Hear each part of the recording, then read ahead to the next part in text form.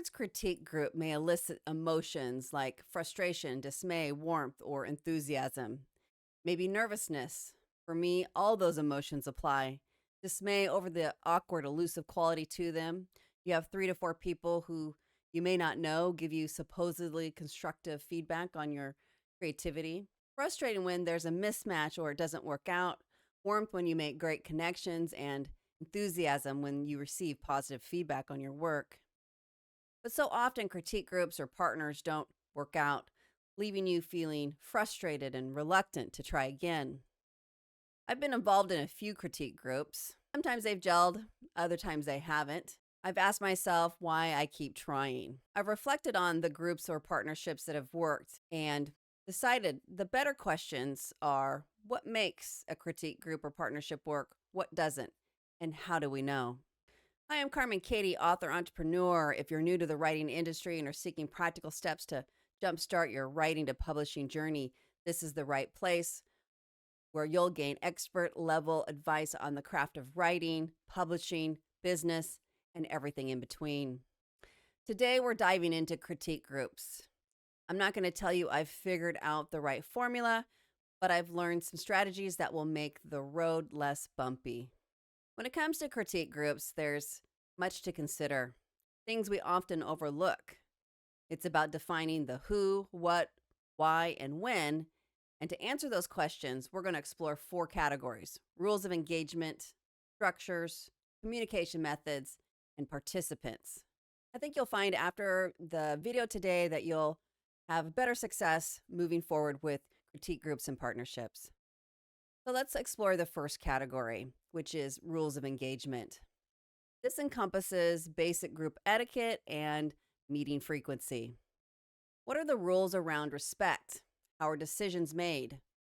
Who will schedule meetings? If someone can't make it, then what do you do? Do you still meet?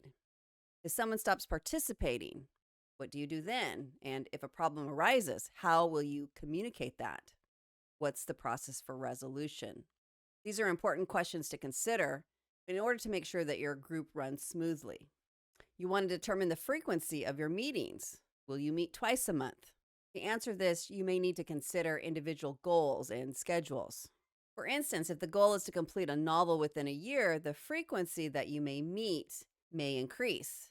But if you are like me and are juggling full-time work, writing part-time, and creating videos, meeting more than once per month is a time commitment I don't have. Second category for a workable critique group or partnership is structure. Some questions you'll want to ask are: how big should your group be? What do you submit and when? I'm trained in group facilitation, negotiation, and mediation, and I can tell you group size matters. If there are too few members, the opportunities to learn and grow are limited, but if there are too many, the group doesn't always come together well and can lead into other problems.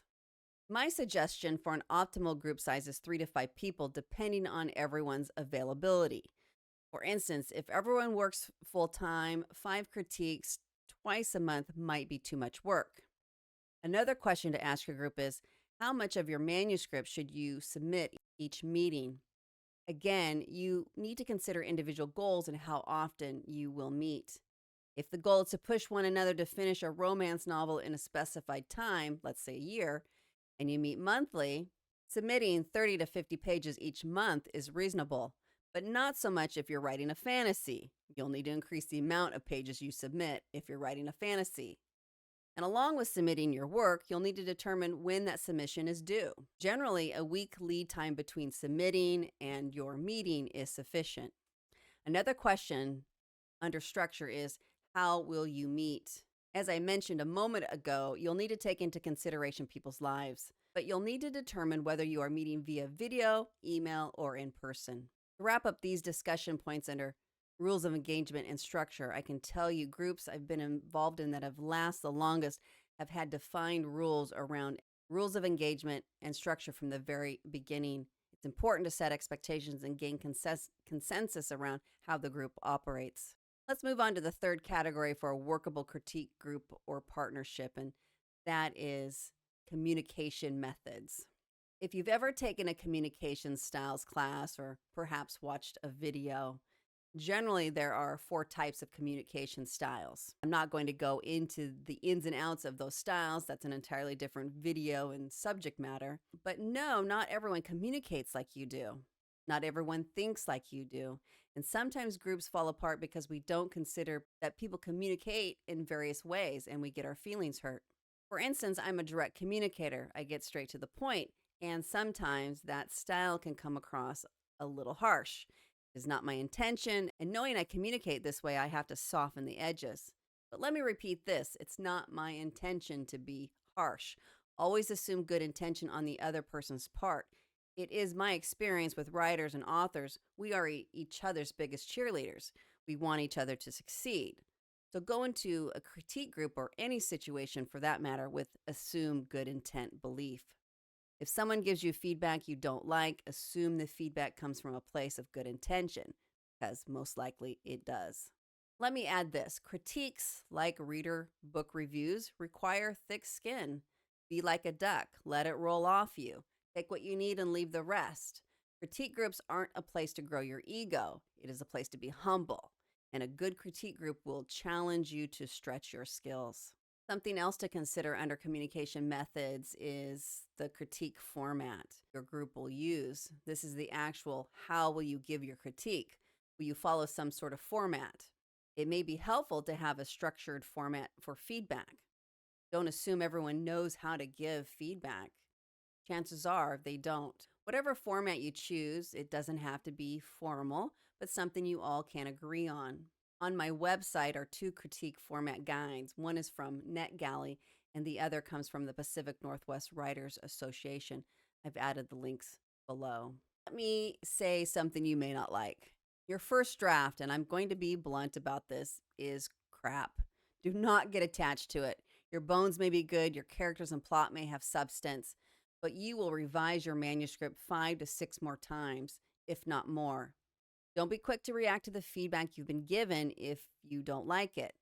It's hard to have perspective on your work. Now, that's not to say all the feedback you get is on point. That's not what I'm saying at all. I suggest you take a moment, let it sit, rather than react.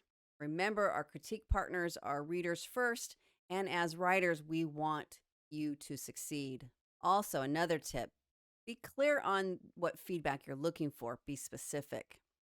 On your first draft or 2, you'll want feedback on developmental aspects of your story. Do not waste your time on grammar unless it's gaining clarity on a word or expression you don't understand. Grammar edits come later.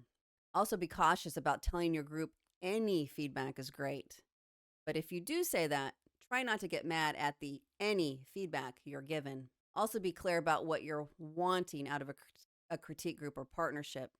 You don't have to agree or have the same values with the other members. I don't join these groups to make friends. If that happens, it's an added bonus. I join because I want to get better and I want you to get better. So defining what success is for you can make a difference. The third category is communication methods. What communication vehicles will you use and how will you use it? Is your feedback on paper, in person, on video, or perhaps email? Perhaps a combination of these mediums. I've been in groups where we give each other feedback on our manuscripts through email and then meet using Microsoft Teams to connect, clarify, and ask other questions. The fourth and final category to consider is the participants themselves. You may ask yourself or wonder, do all the participants need to write in the same genre to be effective critique partners? Keep in mind we're readers first. I write in the mystery and romance genre, but some of the best feedback I've been given was from a sci-fi writer. Why? Because she challenged me to stretch in areas I didn't see. Generally, what's needed is a knowledge on overall writing conventions like pacing, dialogue, exposition, and narration. Keep an open mind and be willing to learn. Another question to ask yourself regarding participants is, what's the experience level of your group members? Do you want experienced writers, inexperienced, or a mix? If you have a mix, some members will have to adjust their expectations, as inexperienced writers may know less on writing conventions and their writing tends to be less cohesive. In a mixed group, experienced writers will need to have a coach or mentor mindset. Remember, we were all once novice writers and someone helped you along. However, if you are a seasoned writer and your novel is in the final edit stages, you may want free feedback from another seasoned writer. Finding the right critique group or partner takes time, and your attempts may be fraught with disappointment. However, I'm happy to tell you, after several years of trying different critique groups through different writing associations, I have found a critique partner that works for me. The moral of this story is don't give up. So that wraps up today's video on critique groups. Now, armed with the right information, you can set yourself up for a great group experience. In the comments below, be sure to let me know how your experiences have been with critique groups. And if at any time during your writing to publishing journey you feel stuck, unsure of the next step, need a little help, or someone to bounce ideas off of, be sure to check out my affordable consultation services via my website, www.carmenkatie.com.